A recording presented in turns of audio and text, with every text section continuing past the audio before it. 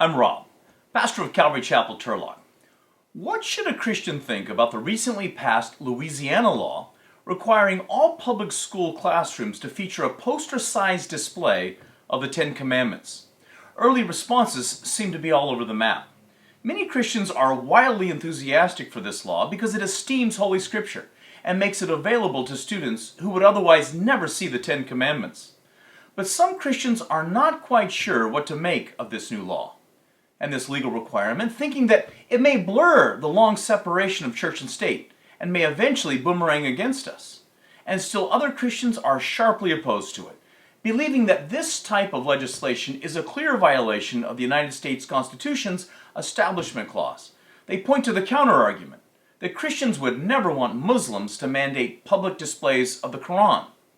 One Calvary Chapel pastor from my own association made it clear that our great hope is not in the law of God, but in the grace of God. We want the world to know about God's righteousness through His Son, Jesus Christ, not the Old Testament commandments.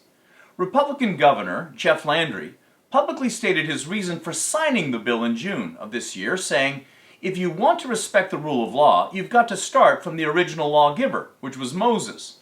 And sponsors of the bill emphasized the nature of the Ten Commandments as a historical document, which was foundational to the establishment of our nation and the writing of our Constitution.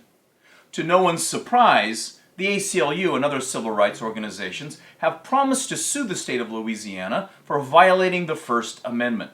They insist that students of other religions will not feel safe in public schools and would therefore not receive equal access to education.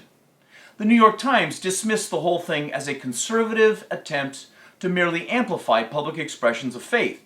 The left has no doubt in their minds that Louisiana has violated the Establishment Clause, but fears that other red states will follow suit and make many more religious writings mandatory as well. The Ten Commandments on public display is no great panacea to America's moral and spiritual paralysis. We've had 60 years of militant secular education undermining every notion of virtue in this country. Even if we could force every public school child to memorize the commandments, it would still not bring about a national revival. The Pharisees knew the entire law of Moses and yet missed the Messiah standing right in front of them. In fact, they killed him. It's a hard issue. But here's the real value in such a bold attempt at unveiling the law of God. It forces everyone to come to terms with the proposition of moral absolutes. It's not about salvation or some great awakening in America. It is about hammering a wooden stake through the heart of moral relativism. It's one small stone hurled against the Goliath of secular indoctrination.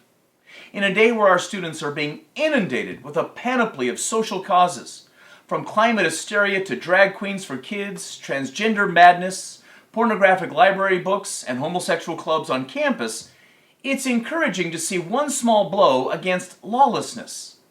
Louisiana's Ten Commandments law is worthy of our celebration for simply attempting to reestablish some public awareness of an absolute standard of right and wrong.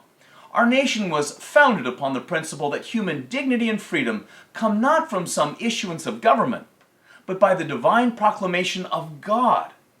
Children being raised by atheist parents and educators should at least have one small glimpse into the heart of God. They should be confronted with the fact that there is a way we ought to live, and that is worthy of our support. Thanks for watching, and have a blessed day.